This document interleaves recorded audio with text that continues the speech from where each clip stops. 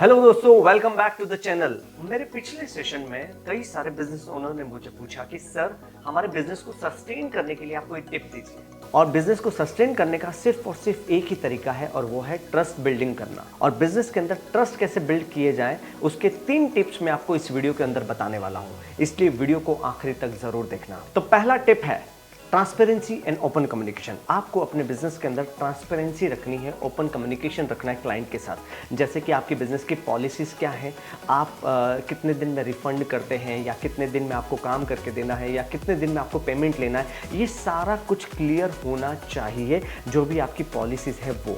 क्योंकि अगर ऐसा नहीं है, ट्रांसपेरेंसी नहीं है, तो बाद में मिसअंडरस्टैंडिंग होने के चांसेस बहुत ज़्यादा रहते हैं।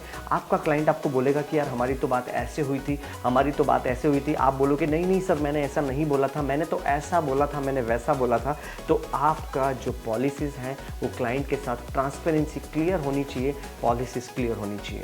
अगर ऐसा है तो सामने वाले क्लाइंट को भी पता है कि आपके टर्म्स एंड कंडीशंस क्या हैं और वो भी उसके हिसाब से ही आपको रिस्पॉन्ड करता है। और अगर ऐसा जब होता है तो मिसअंडरस्टैंडिंग नहीं होती है और ट्रांसपेरेंसी होने की वजह से आपका बिजनेस, आप अपने क्लाइंट को सस्टेन करने में आपको मदद मिलती है। दूसरा है कंसिस्टेंसी एंड रिलायबिलिटी। मतलब आपको अपने बिजनेस में जो ब्रांडिंग है उसमें कंसिस्टेंसी रखनी है।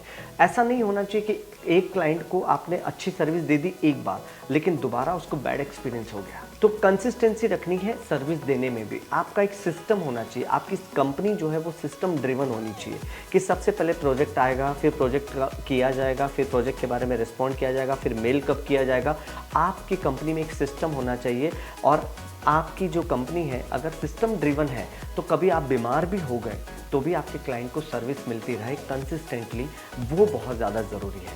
तो कंसिस्टेंसी होना बहुत ज़्यादा ज़रूरी है। और कंसिस्टेंसी से क्या होगा कि क्लाइंट को एक भरोसा आएगा कि भाई आप कंपनी में नहीं हो या आप बीमार भी हो गए हो तो भी आपकी कंपनी से उनको बहुत अच्छा रिस्पॉन्स आ रहा है और काम अच्छा चल रहा है। तो कंसिस्टेंसी की वजह से क्लाइंट को आप बनाए रखने में, सस्टेन रखने में मदद मिलती है। और क्लाइंट अगर सस्टेन रहता है तो बिजनेस की जो ग्रोथ है वो भी सस्टेन रहती है। और तीसरा एंड फाइनल है फीडबैक एंड इम्प्रूवमेंट। आपको कस्टमर से फीडबैक लेना बहुत ज़्यादा ज़रूरी है। कई बार क्या होता है, हम काम करते हैं, बहुत अच्छा करते हैं, लेकिन हमें हमारी कमियां नहीं पता चलती हैं।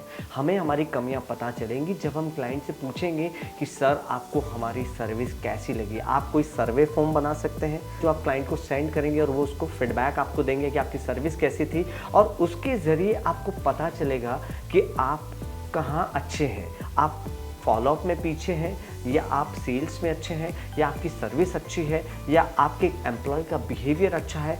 आपको उस फॉर्म से पता चलेगा कि आपका सर्विस किस तरह से, आपका ग्राफ किस तरह से। और जब हमें हमारी कमियां पता चलेंगी तभी तो हम उसमें इम्प्रूवमेंट कर पाएंगे। तो उन फीडबैक फॉर्म के ज़रिए आप अपने आप में, अपनी कंपनी में, अपनी सर्विस में, अपने एम्प्लॉय ट्रेनिंग में आप इम्प्रूवमेंट कर सकते हैं। अगर मान लो आपको कमी मिली, आपके क्लाइंट ने फीडबैक दिया कि आपके जो एम्प्लॉय हैं वो सही तरीके से बात नहीं करते, रूडली बात करते हैं, तो फिर आपको समझ में आएगा कि आपको कंपनी में एम्प्लॉय को ट्रेनिंग देना चाहिए कि क्लाइंट से बात किस तरह से करते हैं। जब आपको अपने एग्जिस्टिंग कस्टमर के फीडबैक आएंगे उसी के हिसाब से आप अपने कंपनी में ट्रेनिंग भी अरेंज कर सकते हो। और ये बहुत ज़्यादा ज़रूरी है कि ट्रेनिंग और निरंतर इम्प्रूवमेंट के ज़रिए आप अपने क्लाइंट को सस्टेन करने में आपको मदद मिलती है। तो ये 3 चीज़ों को अपने बिजनेस में इम्प्लीमेंट करिए और इम्प्लीमेंट करने के साथ ग्रो भी करिए।